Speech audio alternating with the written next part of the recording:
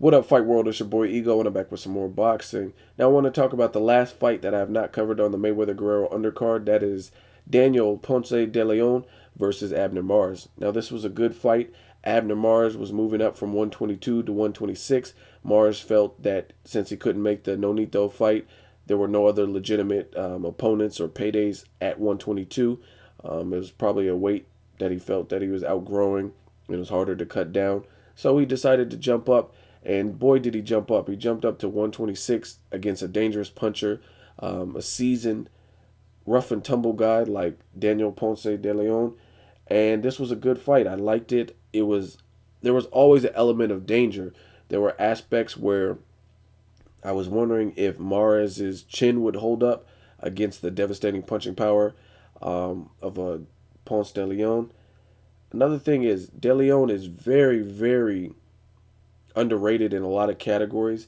He's very awkward and he has power in both hands. That's always deadly. So there's always going to be an element of danger with a guy like that. You don't really know what he's thinking. And if you just look at Daniel Ponce de Leon, he looks like a scary, menacing warrior. Like he has the face, like he has an intimidating presence. He just has a shaved head with the long ponytail. He has a couple tattoos, and he just looks mean. A lot of people, not just to name Mexican fighters, but some fighters have that demeanor, that cold, stone cold face. Antonio Margarito, Jesus Soto Carras, Daniel Ponce de Leon, they all look like just tough. Like they come to like tear your soul out. They just have that tough demeanor, and it's kind of like the guy, if you ever seen Machete, that dude, he was in Desperado with the knives. Fucking what is his name? Danny Trejo. Yeah, he has that face too, where he just looks like you wouldn't want to fuck with him. So Ponce de Leon, he has that demeanor to me, and he seemed lethal. But this is a good fight. There's always an element of danger. Mars was moving up. Will he be able to take punches from a bigger puncher? And both fighters had spots where they shine, and Mars was responsible for two knockdowns, and he actually won this fight via TKO, which was surprising. I did have Mars winning, but I didn't think he would be able to stop Ponce de Leon, because Ponce de Leon, again, is a very tough fighter who's been in there with people like Adrian Broners and Gamboas. And I didn't see Mars stopping Ponce de Leon at all. Not even really even dropping him. I thought he would just skate to a unanimous decision by adapting, outboxing, and outsmarting his opponent. And that's what I said in my prediction video. But I was definitely wrong. He did get a knockdown. He caught I don't have the exact round number, but he caught Ponce de Leon in no man's land, and he didn't see the punch coming, and he dropped. So that was shocking to me. But Mars looked really good at the weight. He looked like his body was full. He looked strong. He looked like he was in there. Like he looked like a game competitor at 126. I'm anxious to see what fights they make with Mars, because he looks really good at the weight. He looks solid, just his frame and his transition upward. Now, as far as the stoppage, I don't agree with the stoppage, especially in a championship level fight.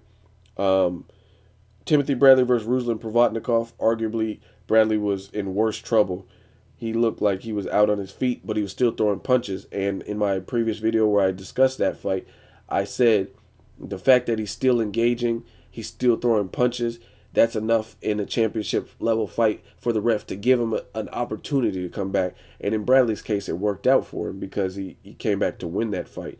So I don't like premature stoppages. I am very conscious of the fighter's health. I don't want to see anyone get hurt. I don't want to see anyone get permanent brain damage or nerve damage or anything like that. But I think that was a premature stoppage. If you watch it, Ponce de Leon, he still threw punches. He was dropped previously. He was hurt. You could say that. You could say that his legs weren't fully up under him. That's fine. But if you watch the fight, he was still making eye contact. He was still honed in on Abner Mars. If you're really knocked out, even in the Bradley versus Ruslan Provodnikov, Bradley's eyes looked like they were like he was drunk, or he was cross-eyed or something like that. Bradley looked like he was hurt more than Ponce de Leon.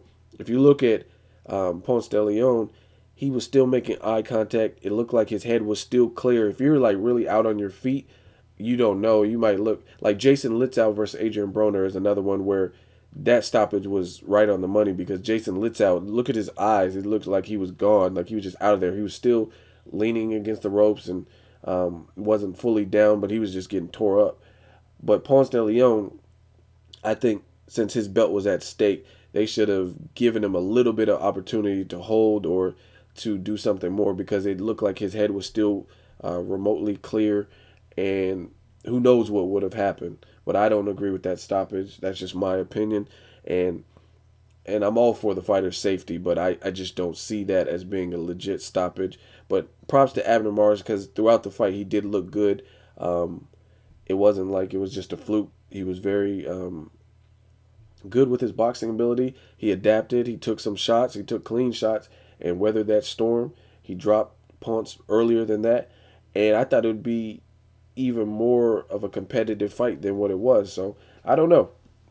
I mean, it definitely was competitive, but at the end of the day, I felt it was competitive because I was curious as to if Abner Mars would be able to sustain punishment and if he was going to tire dealing with the new added weight and that kind of stuff. So again, there was always that element of danger. But again, two warriors, I would like a rematch. I wouldn't be opposed to a rematch, I guess you could say, if Abner Mars chooses to go on to different things like a Gary Russell Jr. or Leo Santa Cruz. If he wants to go for another title against Gradovich or something like that, I'm all for that as well. So let me know what you want to see for Abner Mars. I was definitely impressed. I said this in my prediction video. Abner Mars, he's tough. He finds a way to win, and he does make necessary adjustments. So that's basically what it is. And surprisingly, this fight, I think I've seen more dirty tactics, and that's something that's been a black cloud over Abner Mars' career, that he fights dirty and uses dirty measures to win. In the Egbeko fight, he clearly should have lost points for low blows. That's in the past. It is what it is. But a lot of people were worried that Abner Mars would use some of those dirty tactics because he was up in weight and going in against a lethal puncher. And realistically, from what I can remember, I only watched the fight once, but I think I've seen more dirty tactics with Ponce de Leon. A couple rabbit punches or punches when they were being held, and just a couple spots of dirtier tactics out of frustration, it looked like, from Ponce de Leon as opposed to Abner Mars. So props to Abner Mars, a very solid win in a new weight division. If Nonito moves up, I would definitely want the Cold War between Top Rank and Golden Boy to stop so they can make that fight. I would really be curious to see how that plays out. And you never know. 126 is a different beast than 122. Previously, I would have just said Nonito Donaire, but Nonito didn't look that great against a boxer, and I think Guillermo Rigondeaux is a superior boxer in terms of boxing ability to Abner Mars. Rigondeaux beat Abner Mars in the amateurs, but again, it's a new weight division. Abner Mars looked really strong. He looked really focused. So who knows? At 126, who knows what Nonito would look like? So, and after a loss, Nonito was on a 11-year win streak or something crazy. So I would definitely want to see that fight, Nonito and Abner Mars. Just anything that's good for boxing, I'm all for it. What do you guys think? What's next for Ponce de Leon? He's getting a little bit older. Do you want to see him get another title shot? Do you want to see him hang it up? Is he a gatekeeper? What's next for Abner Mars? Leave a comment. Let me know. I appreciate the fight. Two warriors. And that's it. As always, hate, comment, or subscribe. Till next video, it's Ego signing off.